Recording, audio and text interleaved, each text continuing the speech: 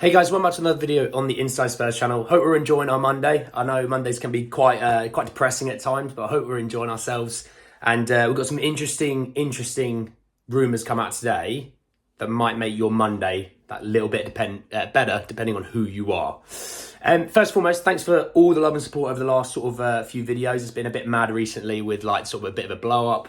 You know, some of the videos have done quite well, and it's always good to hear your feedback. You know, it's always good to know what you think as well. I think as a football fan, sometimes you get wrapped up in your own opinions. You get wrapped up in what you think. It's really nice to hear what other people think, because sometimes you might miss something. Sometimes you're not aware of something, and it's always nice if someone can kind of go, I love that, but FYI, there's this, or you might want to think about this, or the link to this, because I'm not going to see everything. I am human, as you might not be aware of that, okay? But I am human, we do miss things. By the way, thanks for all the support on the videos recently. But let's jump in. Let's jump in with Mickey van der Ven.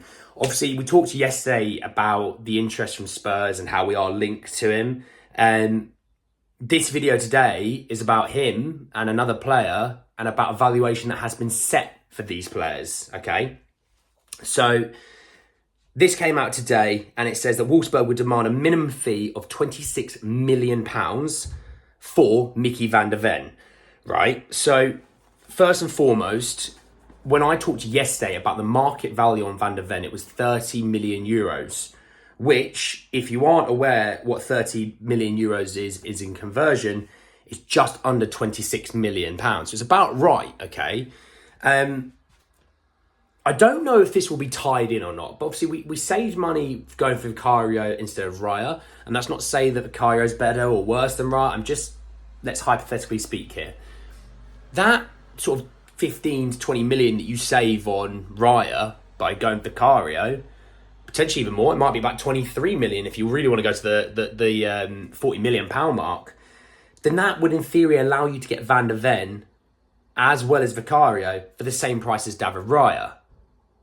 Again, we are on a data-driven sort of course at the moment through Spurs, that might be the way we've gone. We've gone, look, let's get someone who can give us the production of Raya, but we also need to get other players in for the sort of centre-half position, because it's a position, one, of weakness, but two, we might have a bit of an exodus there this summer, which is needed. I'm not saying it's not, but if we have an exodus, you need to bring people in. Kind of how it works, right?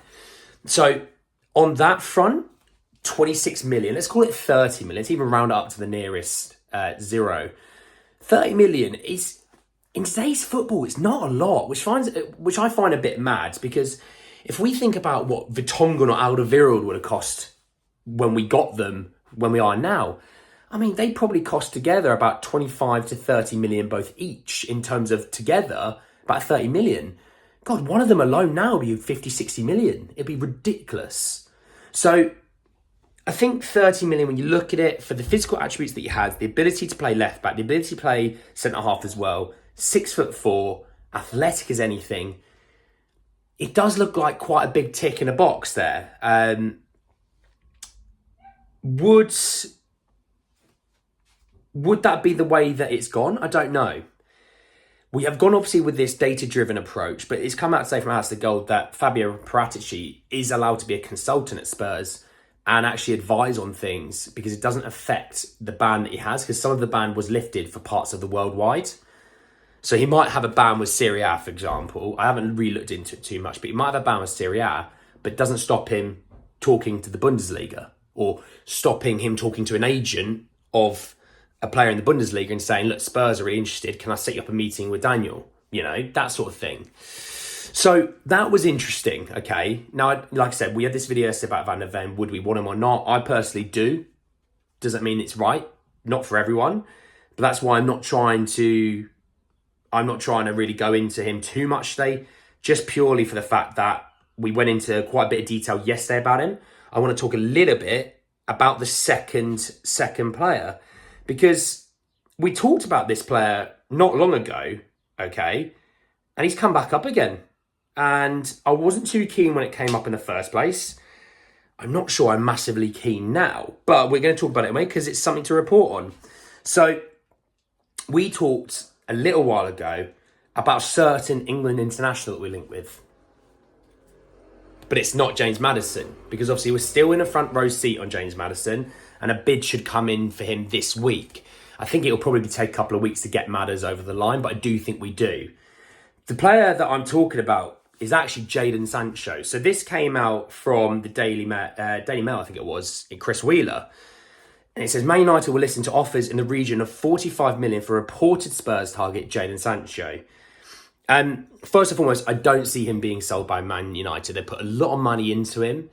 He's on big wages. So is he going to take a pay cut to come to Spurs? Highly doubt that. Man United would probably have to fund the move to Spurs to allow him to actually still be on the same wage. They've done it with lots of players. It's not an uncommon thing for Man United because they give such bloated wages. In a high-press system, he works. In the right wing position where he played for Dortmund, he was fantastic. He wasn't really a left winger, right? He looks a player that's sort of short of confidence. I could say that in all fairness. But when we look at websites that sort of go through lots and lots of data about how, this is his value, these are the stats, things like that, they rate him and his value, right, on this website of Transfer Market at 45 million euros. So they have said that we're listening to 45 million pounds. We're talking 45 million euros, which, just to get it up now, would cost just over 38.5 million, okay? I still think there's a player there in Jadon Sancho. I'm not saying there's not. I still think there's a player there. I don't think it would be the right move for us, purely because we're in a bit of a weird transition. And this isn't a dig at Jadon Sancho, and please don't anyone think it is, because I still think there's a player there. And, when we were at the Euros, I thought he should have played more at the time because I thought he was in decent form and he was better than some of the options that we had. With Jadon Sancho, a player that's lacking confidence, you don't want to bring in a player like that, purely because if your team's lacking confidence, he's lacking confidence, then how do you expect him to gain confidence and regain his form? I don't see, even for him alone, forget Spurs and Man United, for him, I don't see it being the right move. I don't think being at Man United is the right thing right now. Yes, I do think he actually should be looking, potentially to go back to Dortmund on loan. I don't know. But it's not the right move for him to come to us, okay? There's plenty of, positives to have Jadon Sancho. There is a player there. You don't just lose all ability, but I do think he's lost confidence, and he does need, and a Postecoglou manager probably would help him get that back. But it's such a risk to spend £45 million on a player that might only give you £10 million worth of value back because he's lost it completely. Not to say it's a Dele Alli situation whatsoever. I'm not saying that, but you can kind of see the trajectory. It's a depreciating asset, and that's what football's all about nowadays. We've seen it at Spurs. We don't want to sell players because we've got no value on them. We want to loan them out, hope they gain a bit of value, then sell them. And that works 10, 20% of the time. It's not worth it. Sometimes cutting your losses there, sometimes is best for business. Sometimes it's not, but you are then relying on the player to regain his form and regain his confidence. It's not something you can impact yourself. So for me, I still don't think Jadon Sancho is the right move. If we got a cut deal on that and 45 million wasn't the deal and it was 30 million, then yeah, obviously, I think it's a punt.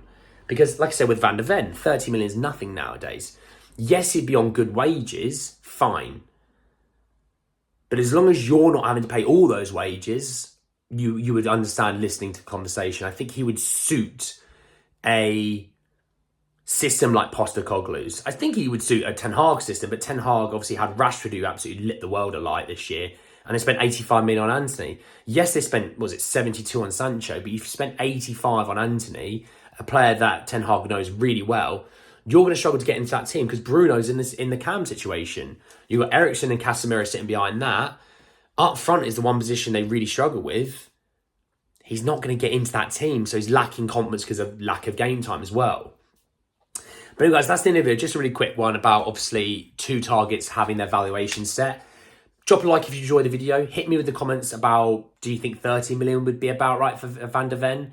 Do you think 45 is right for Sancho? Let me know your thoughts as well. Subscribe if you are new, and obviously bell notification for more. But anyway, lads, that's the end of the video, and I will see you all very, very soon. Take care, lads.